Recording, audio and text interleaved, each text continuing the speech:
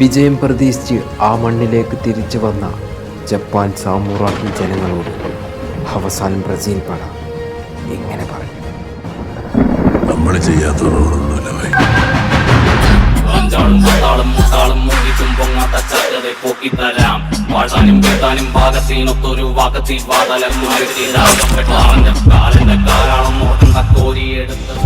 Brazil versus Japan മത്സരം അതിഗംഭീരമായിട്ടുള്ള ഒരു മത്സരമായിരുന്നു ഈ ഒരു മത്സരത്തിന്റെ ആദ്യ പകുതിയിൽ തന്നെ ജപ്പാന് ബ്രസീലിനെ ഒന്ന് വിറപ്പിച്ചു. പല വെല്ലുവിളികളുമായിട്ടാണ് ജപ്പാന് ഈ ഒരു മത്സരത്തിനായി എത്തിയത്. പക്ഷെ സെക്കൻഡ് ഹാഫിൽ അവരെ കണക്ക് കൂട്ടലുകളെല്ലാം തെറ്റിച്ച് ബ്രസീൽ ഒരു ഗോൾ തിരിച്ചടിച്ചു. പിന്നീട് നമ്മൾ കണ്ടത് ജപ്പാൻ നിരകളെ ഭയപ്പെടുത്തുന്ന ഒരു ബ്രസീൽ പടയെ തന്നെയായിരുന്നു. പക്ഷെ ഇതൊരു വെല്ലുവിളിയായിരുന്നു. അതുകൊണ്ട് തന്നെ ജപ്പാനെ സംബന്ധിച്ചിടത്തോളം അപമാന തോൽവിയാണ് ജപ്പാൻ ഈ ഒരു മത്സരത്തിൽ നേരിട്ടത്.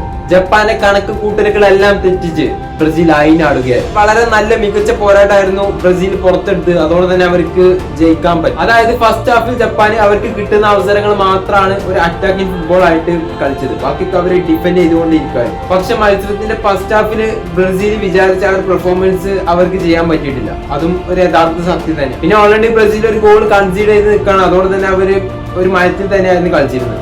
പിന്നെ ബ്രസീൽ പട കൂടുതലായിട്ടും ആക്രമണം ചെയ്യുന്നത് വിനീഷ്യസിലൂടെയാണ്. അതായത് വിങ്ങിലൂടെ തന്നെയാണ് ബ്രസീലിന്റെ ആക്രമണങ്ങൾ വരുന്നതും. എന്തുകൊണ്ടും വളരെ നല്ലൊരു മികച്ച മത്സരമായിരുന്നു ഈ ഒരു മത്സരം. അപ്പൊ എന്തായാലും ഈ ഒരു വീഡിയോനെ കുറിച്ച് ഇത്രത്തന്നെ പറയാം. ബ്രസീൽ അതിശക്തമായിട്ട് തന്നെ തിരിച്ചു വന്നിരിക്കുകയാണ്. അപ്പൊ എന്തായാലും അടുത്തൊരു കിടിലൻ വീഡിയോ ആയിട്ട് കാണുന്നതായിരിക്കും. എല്ലാവർക്കും